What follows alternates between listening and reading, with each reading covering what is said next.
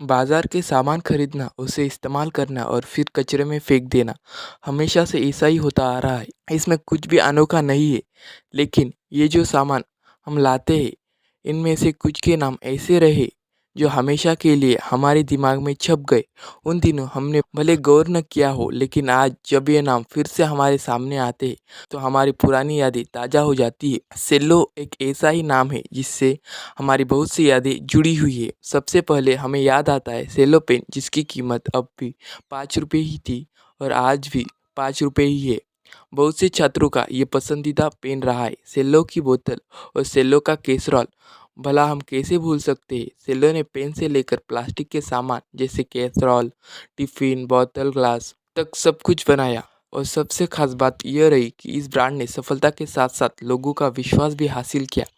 आपने भी अगर सेलो पर इतना ही विश्वास जताया है तो आपको इसकी सफलता की कहानी ज़रूर जाननी चाहिए। तो चलिए आज बात करते हैं उस ब्रांड की जिस पर लोगों ने सालों से आंख मूंद कर विश्वास किया। जानते हैं इस ब्रांड का सफ़र कब, कैसे और कहाँ से शुरू हुआ और इसका हम आम लोगों की ज़िंदगी में क्या महत्व रहा। सेलो नाम ज़िंदगी के अलग अलग पड़ाव पर अलग अलग चीज़ों के माध्यम से हमारे साथ जुड़ा रहा। किसी के लिए सेलो का पेन खास था तो कोई इसे चेन के साथ जुड़ी ढक्कन वाली पानी की बोतल के रूप में याद किए हुए है। हालांकि इसका इतिहास ना पेन से जुड़ा है, न पानी की बोतल से और न कैसरोल से। आपको जानकर हैरानी होगी कि आज एक बड़ा ब्रांड बन चुके सेलो ग्रुप की शुरुआत चूड़ियाँ और जूते बनाने वाली कंपनी के रूप में हुई थी। धीरे धीरे लोगों का विश्वास जीतकर इस कंपनी ने खुद को ऐसे बिजनेस ग्रुप का रूप दे दिया जिसके पास आज तक सिग्निफिकेंट मार्केट शेयर है। मीडिया रिपोर्ट्स के अनुसार सेलो ग्रुप की शुरुआत 1967 में हुई थी। मुंबई के गोरेगांव में 7 मशीनों और 60 कर्मचारियों के साथ शुरू हुई ये कंपनी तब पॉलीविनाइल कार्बोनेट, पीवीसी के जूते और चूड़ियाँ बनाती थी। पेन, प्लास्टिक के बर्तन, इन सब से इसका दूर दूर तक कोई संबंध नहीं था। हालांकि इस कंपनी ने खुद को हदों में बांध कर नहीं रखा और सालों तक अलग अलग तरह के प्रोडक्ट बनाती रही। आज भले ही सेलो नाम किसी पहचान का मोहताज न हो, लेकिन क्या आप जानते कि जिस कंपनी से सेलो ग्रुप के मालिकों की शुरुआत हुई वह सेलो नहीं थे। एक बड़े बड़े बिजनेस ग्रुप की नींव रखने वाले घिसूलाल राठौर ने अपनी कंपनी को सेलो नाम नहीं दिया था। इकोनॉमिक टाइम्स की एक रिपोर्ट के अनुसार सेलो एक अलग कंपनी थी जो घिसूराम द्वारा की गई पीवीसी फुटवेयर के साथ भी काम करती थी। ये कंपनी बंद होने के कगार पर थी, लेकिन घिसूराम ने इसे अपने साथ जोड़ा और अपनी कंपनी को इसी नाम के साथ आगे बढ़ाया। आज घिसूराम की तीसरी पीढ़ी सेलो ग्रुप को चला रही है। ये घिसूलाल राठौड़ ही थे जिन्होंने 1967 में प्लास्टिक की चूड़ियाँ और पीवीसी जूते बनाने की एक छोटी सी फैक्ट्री शुरू की थी। 60 के दशक में प्लास्टिक की चूड़ियों की बाजार में काफ़ी मांग थी, जिसका फ़ायदा घिसूराम ने उठाया। हालांकि समय के साथ इसमें प्रतिस्पर्धा भी बढ़ी, लेकिन घिसूराम भी समय के साथ अपने बिजनेस में बदलाव करते रहे। उन्होंने कुछ साल बाद अपने बिजनेस को पीवीसी फुटवेयर में बदल लिया। 1982 में कंपनी ने प्लास्टिक और स्टील हाउसवेयर में प्रवेश किया। कुछ साल बाद घिसूराम के बेटे प्रदीप राठौड़ भी अपने कुछ नए अनुभवों के साथ इस बिजनेस से जुड़ गए। रिपोर्ट्स के अनुसार प्रदीप 1985 में अमेरिका घूमने गए थे। कहते हैं ना, आप जिस भी काम में होते उसकी बातें हर समय आपके दिमाग में चलती रहती। प्रदीप के साथ ऐसा ही था। वह भी अमेरिका घूमने गए थे, लेकिन वहाँ से सेलो के लिए नया आइडिया ले आए। उन्हें अमेरिका में लंच बॉक्स काफ़ी पसंद आए। उन्हें इन लंच बॉक्स की डिज़ाइन, तकनीक और नमूने पसंद आए। उनका बिजनेस पहले से ही प्लास्टिक उद्योग से जुड़ा हुआ था, जिस वजह से उन्होंने सोचा कि अब सेलो को लंच बॉक्स बनाने चाहिए। इस तरह सेलो ने थर्मोवेयर के लिए मुंबई के गोरेगांव में एक नया कारखाना स्थापित किया गया है, जिसके बाद सेलो हॉटपॉट, कैसरोल, इंसुलेटेड पानी की बोतल, इंसुलेटेड जग जैसी चीज़ें बनाने लगा। जल्द ही नए और गुणवत्ता वाले उत्पादों की मांग बढ़ गई, जिसे बनाए रखने के लिए दमन में एक नया कारखाना स्थापित किया गया। सेलो के इन घरेलू उत्पादों की मांग इतनी बढ़ गई कि यह अन्य कई देशों में भी निर्मित होने लगे।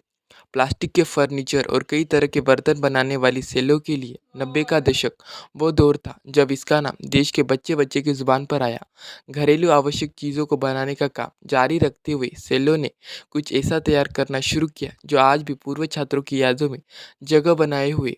सेलो ने तब स्टेशनरी मार्केट में कदम रखा जब यह सफ़ेद बॉडी और नीले रंग के कैप के साथ आने वाला रेनॉल्ड्स 045 बॉल पेन का दबदबा था। सेल्लो द्वारा पेन बनाने की शुरुआत के बारे में राठौड़ परिवार की तीसरी पीढ़ी से गौरव राठौड़ बताते हैं कि सेल्लो को पेन को मार्केट में लेकर आने का आइडिया उनके चाचा का था। उन्हें लगा कि 90% प्लास्टिक से बने पेन बाजार में अच्छी पकड़ बना सकते। इसे आकर्षक व्यवसाय मानते हुए उन्होंने ऐसे उत्पाद लॉन्च किए जो छात्रों को बेहद पसंद आए। बाद में सेल्लो ने छात्रों के लिए सेल्लो ग्रिपर, सेल्लो फाइन ग्रिपर, सेल्लो मैक्स राइडर और सेल्लो बटरफ्लाई जैसे उत्पाद बनाए। गौरव राठौड़ के अनुसार स्टेशनरी मार्केट में रेनॉल्ट 045 की बादशाहत को चुनौती देने के लिए उन्हें कुछ कुछ अलग लाने की ज़रूरत थी। ऐसे में सेल्लो एक ऐसी चीज़ लेकर आई जिसने देखते ही देखते छात्रों के स्टेशनरी किट में अपनी जगह पक्की कर ली। इसे आज सेल्लो ग्रिपर के रूप में जाना जाता है। उस समय बॉल पॉइंट पेन बहुत अधिक मांग में थी, लेकिन उनमें से बहुत से ऐसे पेन थे जिनकी लिखावट अगले पन्ने पर छप जाती थी। यह देखते हुए सेल्लो ने 5 मिमी की निब वाले पेन तैयार किए जो बहुत तेज और लिखने में आसान थे। सेल्लो की इस सोच ने उसे उसी साल भारत में पेन का सबसे बड़ा निर्माता बना दिया। सेल्लो के बनाए पेन ने कई सालों तक स्टेशनरी मार्केट पर राज किया, लेकिन साल 2009 में कंपनी का स्टेशनरी बिजनेस में काफ़ी हद तक दबदबा कम हो गया, जिसके बाद दुनिया की दूसरी सबसे बड़ी स्टेशनरी दिग्गज कंपनी बीआईसी ने 750 करोड़ रुपए में सेल्लो पेन की 40% हिस्सेदारी खरीद ली। जनवरी 2010 में सेल्लो ने बीआईसी समझौतों को समाप्त करने के लिए कहा, जिसे बीआईसी ने नहीं माना। इस कारण एक लंबी कानूनी लड़ाई हुई जो मध्यस्थता में समाप्त हुई और बीआईसी के लिए एक अनुकूल फैसला आया। 2018 में सेल्लो पेन बीआईसी समूह की पूर्ण स्वामित्व वाली सहायक कंपनी बन गई। सेल्लो का कारोबार पेन पर आकर ही समाप्त नहीं हुआ, बल्कि समय के साथ ये और बढ़ता गया। सेल्लो कई उत्पाद श्रेणियों में फैल चुका था। वो फर्नीचर से लेकर स्टील हाउसवेयर से लेकर राइटिंग इंस्ट्रूमेंट्स तक सब बना रहा था। इसके बावजूद राठौड़ परिवार चाहता था कि वह सभी तरह के घरेलू उत्पाद बनाए। ऐसे में उन्होंने रसोई के उपकरणों की तरफ रुख किया और mixer grinder, sandwich maker, induction cooker, juicer जैसे अन्य सामान तैयार करने शुरू कर दिए। इसके साथ ही सेल्लो ने कांच के सामान के कारोबार में भी एंट्री मारी।